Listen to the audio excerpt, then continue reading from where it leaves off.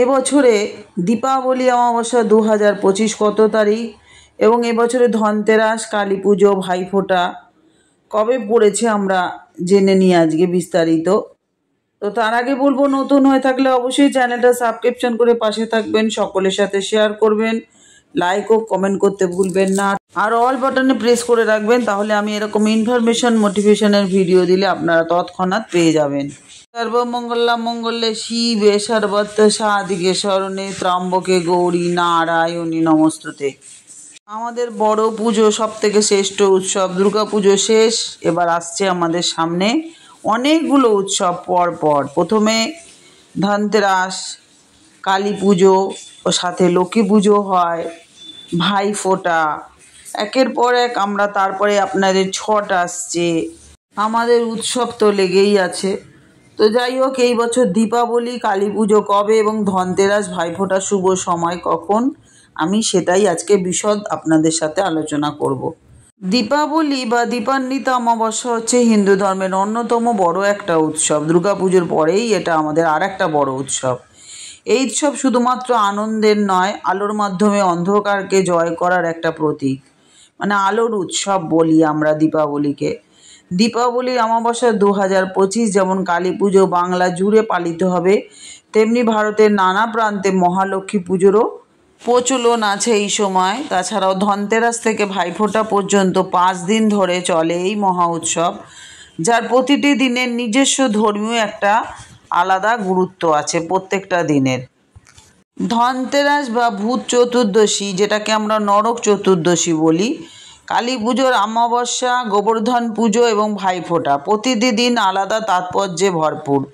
তাই অনেকেই এই সময় নতুন কেনাকাটা করে, ধনতেরাসের সময় ঘর সাজায়, আত্মীয়দের সঙ্গে উৎসব ভাগ করে নেওয়ার মধ্যে দিয়ে এই আনন্দ উৎসবগুলো আমরা পালন করে থাকি। ধনতেরাস 2025 শুভ সূচনা কখন সেটা বলছি।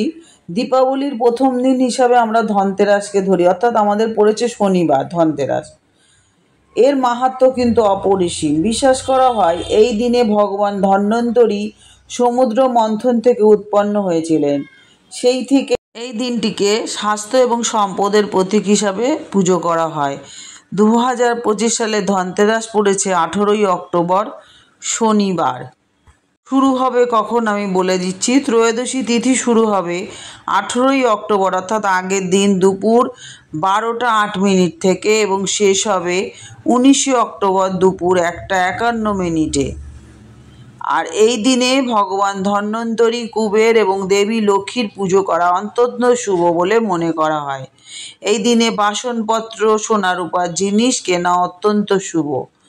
ধনতেরাসের পুজো শুভ মুহূর্ত নির্ধারিত সময় হচ্ছে সন্ধে 7টা 16 মিনিট থেকে রাত 8টা 20 মিনিট পর্যন্ত, আর প্রদোষকাল হচ্ছে 5টা 58 মিনিট থেকে 6টা 20 মিনিট পর্যন্ত, যা পুজোর আদর্শ সময় হিসাবে বিবেচিত এই ধনতেরাসের দিন। এবার আমরা ভূত চতুর্দশী অর্থাৎ নরক চতুর্দশী কখন সেটা আমি আপনাদের সাথে শেয়ার করব। ধনতেরাসের পরের দিন পালিত হয় ভূত চতুর্দশী বা নরক চতুর্দশী। এটা নরকাসুর বধের দিন হিসাবে পরিচিত, যা শুভ শক্তির জয়ের প্রতীক।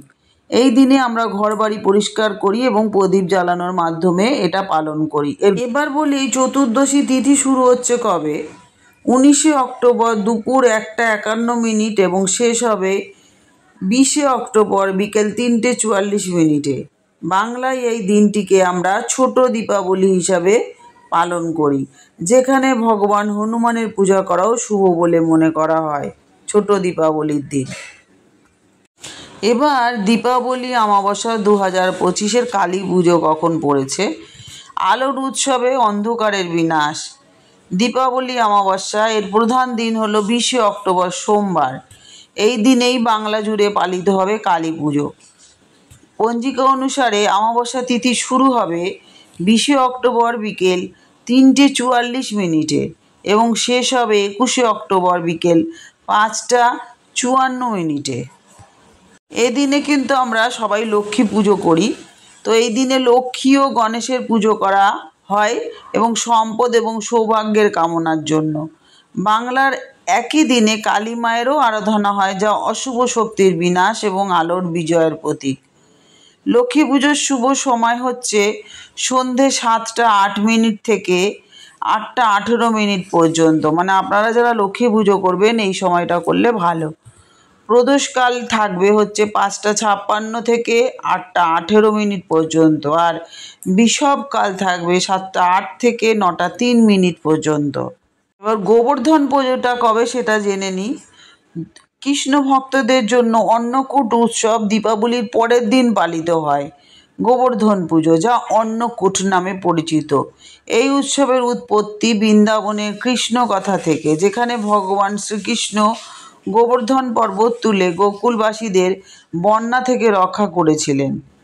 এবার বলবো 2025 সালের গোবর্ধন পূজা কখন পড়েছে। এটা পড়েছে 22শে অক্টোবর বুধবার। এই দিনে অন্নকূট প্রস্তুত করে ভগবানের আরাধনা করা হয় এবং সমাজে ঐক্যের বার্তা দেওয়া হয়। ভাইফোঁটা কবে পড়েছে 2025-এ। ভালোবাসা, আশীর্বাদ এবং সম্পর্কের বন্ধন হচ্ছে এই ভাইফোঁটা। দীপাবলির শেষ দিন হিসাবে ভাইফোঁটাকে আমরা পালন করি। সমস্ত বোনেরা, ছোট হোক বড় হোক, সব বোনেরাই এই দিনে ভাইয়ের কপালে ফোঁটা দেন এবং তাদের দীর্ঘায়ু কামনা করেন, আর ভাইরা বোনেদেরকে আশীর্বাদ করেন। 2025 সালে ভাইফোঁটা পড়েছে 23শে অক্টোবর বৃহস্পতিবার। দ্বিতীয়া তিথি শুরু হবে 22শে অক্টোবর রাত 8টা 16 মিনিটে এবং শেষ হবে 23শে অক্টোবর মানে পরের দিন রাত 10টা 46 মিনিট পর্যন্ত। মানে এতটা টাইম থাকছে দ্বিতীয়াটা, তাহলে অনেকক্ষণ টাইমে আপনারা সুন্দর করে ভাইফোঁটা দিতে পারবেন, কোনো তাড়াহুড়ো নেই। এই দিনে ভাই বোনের সম্পর্ককে পবিত্রতার একটা প্রতীক হিসাবে ধরা হয়, যা আনন্দ, আশীর্বাদ এবং পারিবারিক ভালোবাসায় পরিপূর্ণ। আর দীপাবলি অমাবস্যা 2025 ধর্ম, আনন্দ এবং আলোর মেলবন্ধন। দীপাবলি অমাবস্যা কেবল একটি উৎসব নয়, এটি মানসিক এবং আত্মিক পুনর্জাগরণের প্রতীক। অন্ধকারের মধ্যে আলো খুঁজে নেওয়ার এই উৎসব মানুষকে শেখায় ইতিবাচকতার পাঠ। 2025 সালে দীপাবলি এবং কালী পুজো আবারও আলোকিত করবে প্রতিটি ঘর, মানুষের প্রতিটি মন, আর বয়ে আনবে নতুন আশার আলো, যেটা আমাদের পৃথিবীর সমস্ত অন্ধকারকে ধ্বংস করে দেবে, আলোময় করে তুলবে পৃথিবীকে। এটি একটি আলোর উৎসব। আমাদের বিশ্বব্যাপী হিন্দু, শিখ এবং জৈনরাও এটা পালন করে। এটি অন্ধকারের ওপর আলো এবং মন্দের ওপর ভালোর এবং অজ্ঞতার ওপর জ্ঞানের এবং বিজয়ের প্রতীক। এই দীপান্বিতা অমাবস্যা, যেটা 5 দিনের উৎসব আমাদের। দুর্গা পুজোও কিন্তু আমাদের 5 দিনের ছিল, কালী পুজোও কিন্তু আমাদের 5 দিনের। মানে আমাদের দুটো পুজোই কিন্তু হিসাব করে 5 দিন 5 দিন 10 দিনের পুজো। তো বড় উৎসব এই কালী পুজোর মাধ্যমেই শেষ হয়ে যাবে। তো বন্ধুরা, বলবো যে ভিডিওটা কেমন লাগলো অবশ্যই আমাকে কমেন্ট করে জানাবেন। আর এতক্ষণ আমার সাথে থাকার জন্য আপনাদেরকে অসংখ্য ধন্যবাদ। সবাই সুস্থ থাকুন, ভালো থাকুন, আনন্দে থাকুন, খুব আনন্দ করে দীপাবলি পালন করুন। আলোর উৎসব দীপাবলি সমস্ত অন্ধকারকে খান খান করে দেয় এই উৎসব। তো আজকে আসি, আবার দেখা হচ্ছে নতুন আর একটা ভিডিও নিয়ে।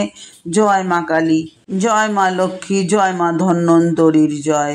সমস্ত অশুভ বিনাশ হোক আর শুভ শক্তির জয় হোক।